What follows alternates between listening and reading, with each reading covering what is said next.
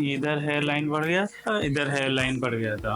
तो पार्टी करने में हमको बहुत सारा दिक्कत हो रहा था। मेरा एक दोस्त है, उसे वो भी हेयर ट्रांसप्लांट यहाँ पे करवाया है, तो जिसके देख के हमको भी थोड़ा लगा कि अपना लुक चेंज करना चाहिए। तो मैं भी 5 महीना पहले क्लिनिक आया था। तो अभी जब पार्टी में जाते हैं तो अच्छा ही लगता है। दोस्त लोग बोलता है अब कॉन्फिडेंस भी बहुत सारा आ गया है, अब मतलब एज चंदन जो था वो है।